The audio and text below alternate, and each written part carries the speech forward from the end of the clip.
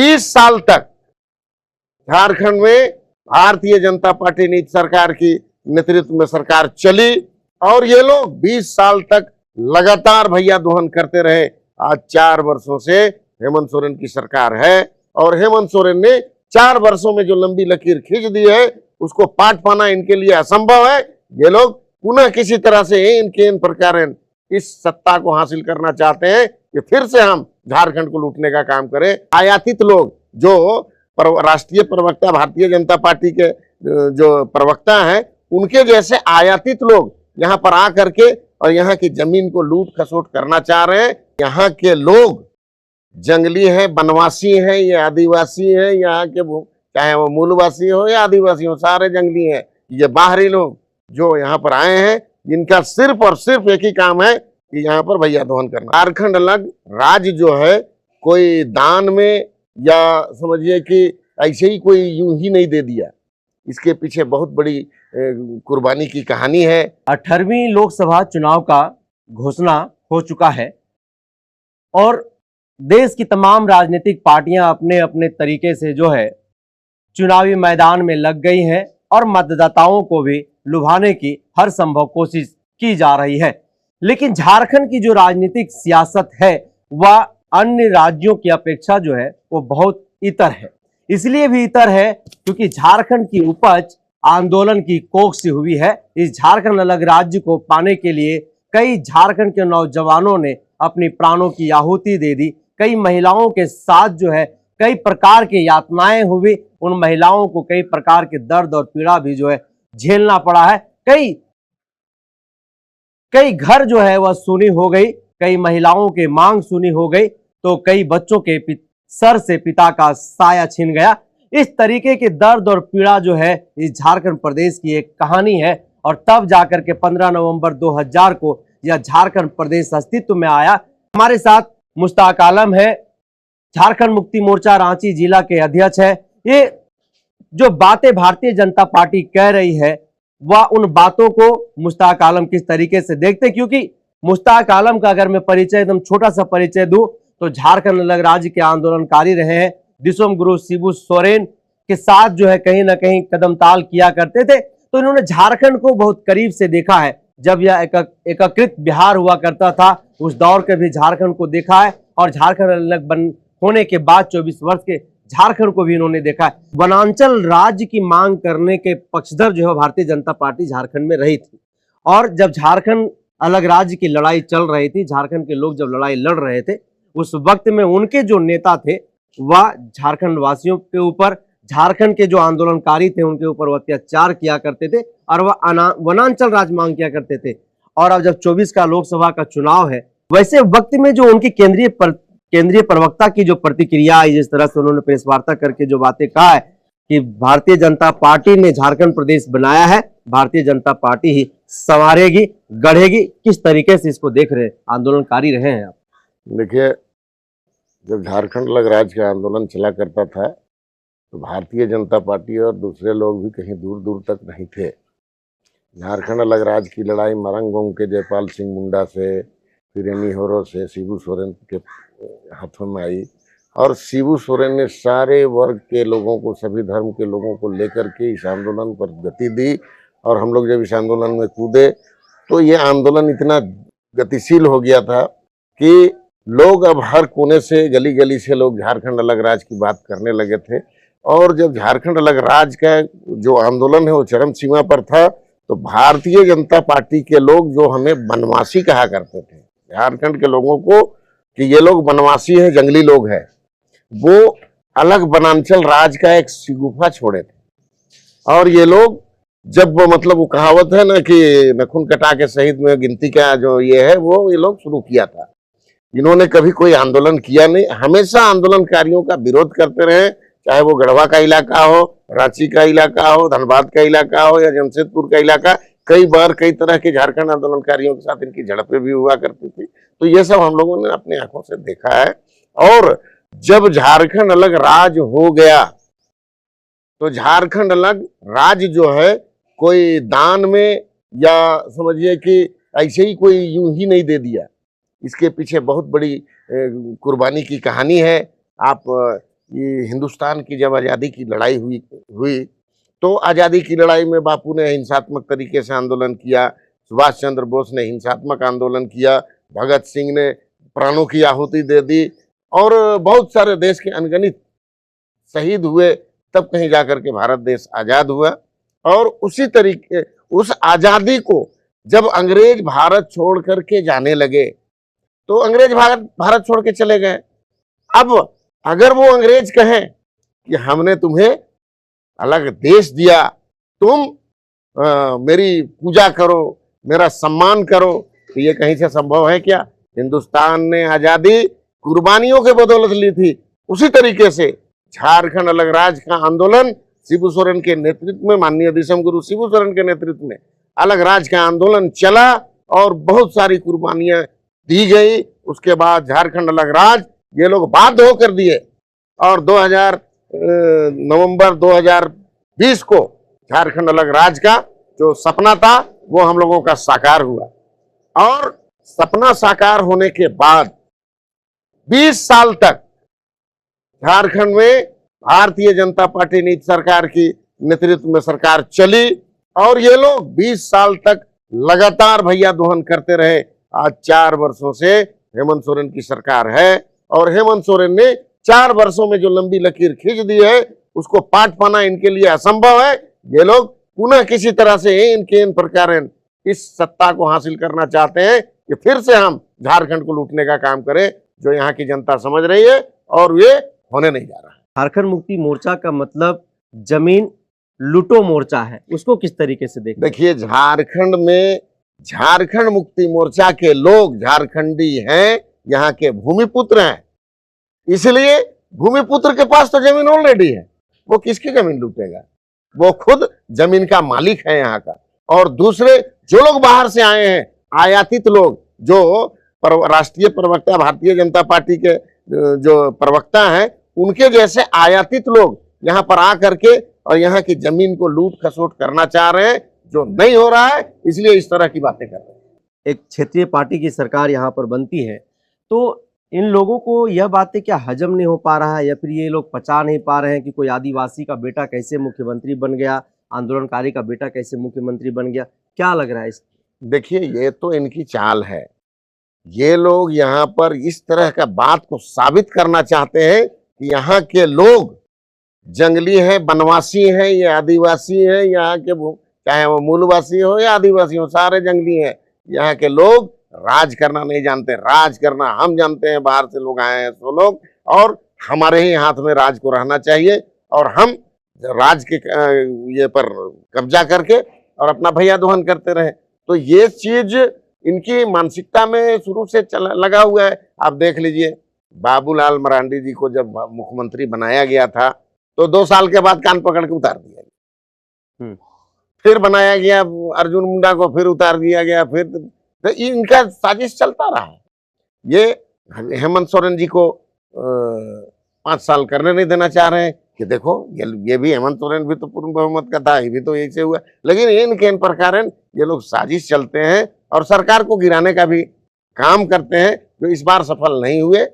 हाँ, थोड़ी आंशिक सफलता इन्हें जरूर मिली कि हम माननीय हेमंत सोरेन जी आज जेल में है, लेकिन ये मानसिकता को हम लोगों को और हमारे राज्य के लोगों को परखना होगा, समझना होगा कि ये बाहरी लोग जो यहाँ पर आए हैं, इनका सिर्फ और सिर्फ एक ही काम है कि यहाँ पर भैया दोहन करना। आप बता दीजिए कि झारखंड जब अलग हुआ 2000 के बाद, तो रांची जिला की जनसंख्या कितनी थी और रांची जिला में जमीन कैसे बिकता था? आज के डेट में जो जमीन 400 रुपये 500 रुपये डिसमिल बिकता था कांके के सुकुरहुटू के किनारे में, इधर रिंग रोड में होचर के किनारे में, आज वही जमीन का दाम 5 लाख 10 लाख 15 लाख रुपये डिसमिल हो गया। ये जमीन का दाम कौन बढ़ाया?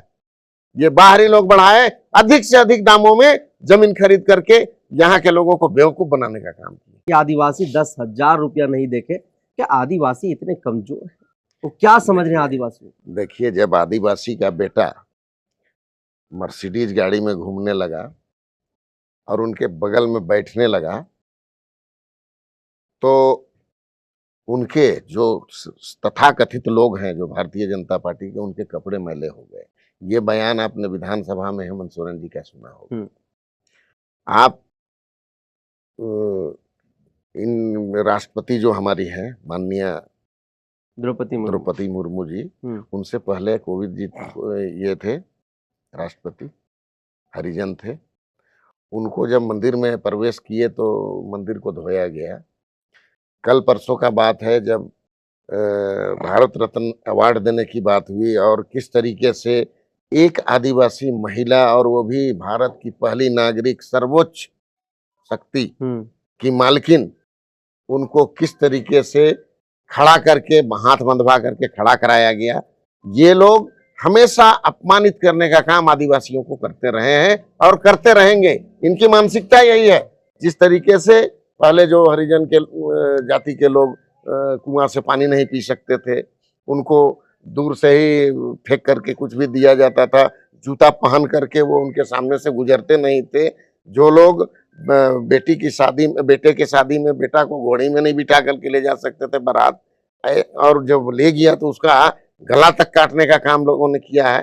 ऐसे लोग आदिवासी जब उनके बराबर में बैठने लगे तो तकलीफ हो रही है। और वो यही तो चाह रहे हैं कि हिंदुस्तान फिर से उसी पुराने मानसिकता की तरफ जाए और यहाँ पर सामंतवाद और जो प्रवृत्ति इनकी है मनुवादी प्रवृत्ति, वो फिर से हावी हो और यहाँ पर राजतंत्र का शुरुआत हो और यहाँ पर एक आदमी राज करे और बाकी सारी प्रजा हो। तो ये मानसिकता ये लोग बना के चले हैं और मोदी जी उसी राह पर धीरे धीरे चल रहे हैं। जनता को समझना होगा, चाहे वो पिछड़ी जाति के लोग हो, चाहे वो आदिवासी हो, हरिजन हो, सबको इस बात को समझना होगा कि आप अभी समझ जाइए, नहीं तो देर हो जाएगा, तो फिर हाथ मलने का भी जगह नहीं है। ऐसे में क्या लग रहा है कि जो बातें वो लोकसभा चुनाव के दरमियान जो कर रहे हैं, वोट पोलराइजेशन के लिए जो बातें वो लोग कह रहे हैं मीडिया के सामने आकर, कितनी सफलता उनको मिलेगी? देखिए, सफलता तो अब मिलनी नहीं है और इनका आंतरिक सर्वे इनको बता दिया है और इनका आंतरिक सर्वे यही बताया है कि भारतीय जनता पार्टी का झारखंड से सुपड़ा साफ होने जा रहा है। छटपटाहट इसी बात की है कि अरे साला हम तो इतना कुछ किए, लेकिन अभी भी लोग हेमंत सोरेन की तरफ ही जा रहे हैं। आप देखे होंगे कि एक बयान उन्होंने यह भी दिया कि कोई हेमंत जी के खिलाफ में सरकारी गवाह बन गया है, उसको सुरक्षा की दृष्टिकोण से सरकार यहाँ की उसे सरकारी सुरक्षा ज़्यादा से ज़्यादा मुहैया कराए। ये सब क्या है? कल तो जिनके बारे में बोला गया वो हम लोगों के साथ मीटिंग में भी थे और इस तरह की कोई बात ही नहीं है। लेकिन ये लोग छेड़ते हैं, कहीं ना कहीं से गुफा ऐसा लग जाए कि साला तीर का तुक्का हो जाए। तो ये कोशिश करते हैं, लेकिन ऐसा होने नहीं जा रहा है। और इनकी जो मानसिकता है, जिस चीज का ये प्रोपगेंडा कर रहे हैं हेमंत जी को बदनाम करने के लिए या और पार्टी के लोगों को तोड़ करके ये करने का, एक साजिश में ये कामयाब हुए हैं कि सीता सोरेन को बहला फुसला करके अपने लाइन में ले आए। लेकिन बाकी इनके दम में नहीं है, सारे लोग समझ चुके हैं और कोई भी इनकी बातों पर आने वाला नहीं है। और भारतीय जनता पार्टी अब अपना बोरिया बिस्तर समेटने का काम करे, क्योंकि अब झारखंड के लोग जाग चुके हैं और यहाँ पर अब झारखंडियों का राज होगा और झारखंडी ही यहाँ राज करेगा। आपने सीता सोरेन का जिक्र किया। सीता सोरेन जब से भाजपा में शामिल हुई है तब से वो कई बार ये बात कह चुकी हैं कि झारखंड में अगर भारतीय जनता पार्टी की सरकार बनती है तो हमारे पति स्वर्गीय दुर्गा सोरेन की जो मृत्यु हुई है उस मृत्यु की जो है जांच पुनः कराई जाएगी। अच्छा, मृत्यु हुई है तो दुर्गा सोरेन जी की मृत्यु हुई तो शिबू सोरेन का वो बेटा नहीं थे? शिबू सोरेन अगर सबसे ज्यादा किसी को मानते थे तो दुर्गा जी को। उनको क्या पता है, हम लोग फील्ड में रहते थे, हम लोग जानते हैं ना कि गुरु जी कितना मानते थे दुर्गा जी को। अगर इस तरह की कोई बात होती घर के अंदर में, सारे सिक्योरिटी के बीच में सारा कुछ हुआ है और ये डेथ किए घर के अंदर में, तो कहीं किसी किस्म का कोई बात नहीं है। लेकिन भारतीय जनता पार्टी एक नया मसाला शुरू कर रहा है। मसाला ये डाल रहा है कि इनके मन में जो कीड़ा है उसको थोड़ा सा बढ़ा दिया जाए।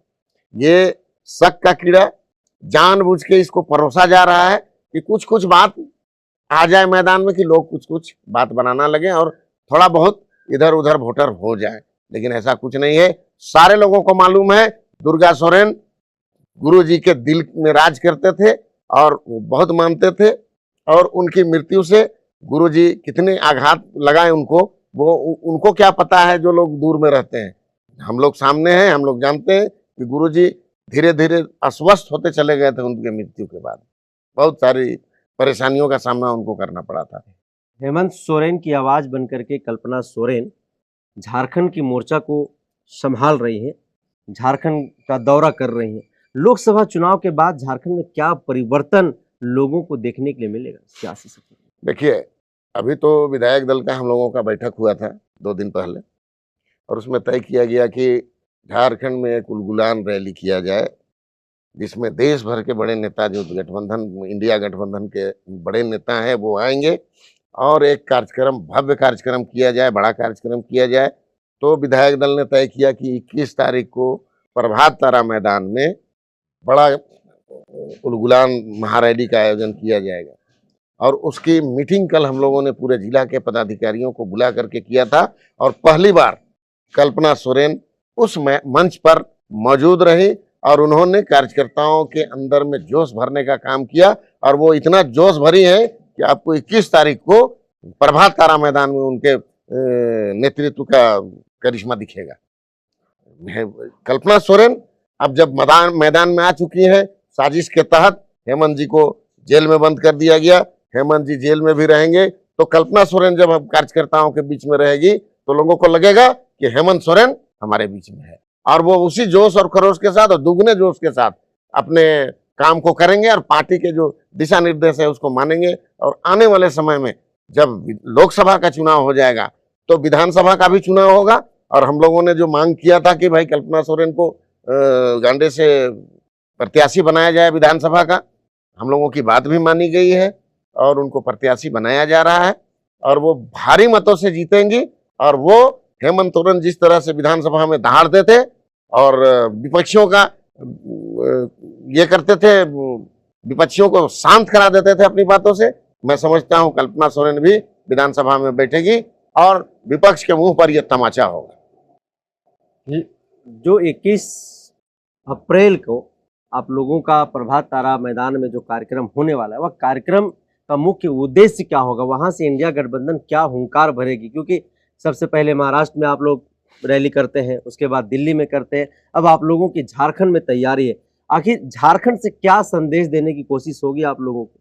झारखंड से यही संदेश देने की कोशिश होगी कि जिस तरह से दिल्ली के नेता यहाँ आएंगे, महाराष्ट्र के नेता आएंगे, साउथ के नेता यहाँ आएंगे, पश्चिम बंगाल से नेता यहाँ आएंगे, बाकी बिहार से यहाँ नेता आएंगे, वो इस बात को लोगों को बताने का काम करेंगे कि हर जगह हिंदुस्तान के हर क्षेत्र में भारतीय जनता पार्टी के क्रियाकलापों का भारी विरोध हो रहा है। और आने वाले समय में महाराष्ट्र से इनका सुपड़ा साफ होगा, दक्षिण से इनका सुपड़ा साफ होगा, उसके बाद बंगाल से इनका सुपड़ा साफ होगा, बिहार से इनका सुपड़ा साफ होगा, पंजाब से इनका सुपड़ा साफ होगा। इस तरह से झारखंड में भी इनका सुपड़ा साफ होना है। इसलिए वो बताएंगे और कार्यकर्ता इस बात को चारों तरफ बताएंगे भी जाकर के अपने क्षेत्र में, और निश्चित रूप से उसका व्यापक प्रभाव पड़ेगा। और आने वाले लोकसभा चुनाव में भारतीय जनता पार्टी को खाता खोलना मुश्किल होगा। भाजपा तो कह रही है कि झारखंड में 14 का 14 हम लोग जीत रहे हैं। दावा तो कोई कुछ भी कर सकता है ना, दावा करने में मना थोड़ी है। और ये लोग तो गदा पहलवान, हवा पहलवान है, ये लोग दावा करेंगे। वो हवा और ये जो है ना पहले की, इसमें अंधा का लाठी एक बार भुलाता है। हिंदुस्तान की जनता ने एक बदलाव लाया था कि हिंदुस्तान का कायाकल्प होगा, लेकिन आश्वासन के अलावा, झूठ के अलावा और जुमले के अलावा हिंदुस्तानियों को कुछ नहीं मिला। आप हमें बता दीजिए, ये एक दिन भाषण चल रहा था ना प्राइम मिनिस्टर आदरणीय मोदी जी का, कि प्रत्येक सप्ताह एक एम्स IIT का गठन हो रहा है, IIT बन रहा है, प्रत्येक दिन एक मेडिकल कॉलेज बन रहा है, प्रत्येक सप्ताह एक IIMs बन रहा है, और जाके देखो दरभंगा में एम्स बन गया। इतना बड़ा फेंका, लोग जा करके दरभंगा के लोग पूरा झूड़ जंगल में ढूंढ रहे थे एम्स को, तो कहीं मिला नहीं। तो लोग बोले कि हम लोग तो खोज रहे हैं एम्स, लेकिन कहीं दिख नहीं रहा है। तो इतना बड़ा फेंकने वाला आदमी आज दोबारा फिर अंधा का लाठी भुलाने नहीं जा रहा है। अब अंधा लोग सब आंख हो गया है और अपनी लाठी अपने हाथ में रखेंगे और इस तरह की गलती दोबारा नहीं करेंगे। आपने मोदी जी का जिक्र किया। देश के प्रधानमंत्री नरेंद्र मोदी जी हर मंच से कहते हैं सबका साथ सबका विकास। 24 का लोकसभा का जो चुनाव है, झारखंड में 14 सीटें हैं। 14 ही सीटों पर भारतीय जनता पार्टी ने अपने प्रत्याशियों की घोषणा कर दी, लेकिन एक भी ऐसा कैंडिडेट किसी भी सीट पर उन्होंने नहीं दिया जो कैंडिडेट मुस्लिम कम्युनिटी से आता हो। आप मुस्लिम समुदाय से आते हैं, वैसे में सबका साथ सबका विकास और 14 लोकसभा सीटों पर एक भी मुस्लिम प्रत्याशी को नहीं देना क्या प्रतीत करता है? देखिए, भारतीय जनता पार्टी हिंदू राष्ट्रवाद की बात करती है, हिंदुत्व की बात करती है और आने वाले समय में हिंदुस्तान को हिंदू राष्ट्र बनाने की बात करती है। और जो कट्टर हिंदू हैं उनको यह बताने का काम करती है कि देखो, हम हिंदू राष्ट्र बना रहे हैं, एक भी मुस्लिम को कहीं जगह नहीं दिए, एक भी मुस्लिम को कहीं टिकट नहीं दिए। तो उससे जो कट्टर हिंदूवादी लोग हैं उनको बल मिलता है कि मोदी जी जो बोल रहे हैं वो सही कर रहे हैं, और इनको उम्मीद है कि यह हिंदू राष्ट्र होगा। ये भाई, यह हिंदू राष्ट्र है। किसने कहा ये हिंदू राष्ट्र नहीं है? ये तो हिंदुस्तान है, हिंदू राष्ट्र है ही है। और यहाँ पर हिंदू, मुस्लिम, सिख, ईसाई सारे लोग इस राष्ट्र की परिकल्पना, आजादी के समय में ये राष्ट्र की स्थिति क्या थी और आजादी के 70 साल के बाद स्थिति क्या हुई, सारे लोग इस राष्ट्र को मिलजुल करके संवार रहे थे। इसमें ग्रहण लगा मोदी जी के तरफ से, और ये एक फॉर्मूला इनके हाथ लग गया जिसका उपयोग करके ये इसमें काबिज हुए देश में। जो जनता की भूल थी, जनता की भूल कमल फूल।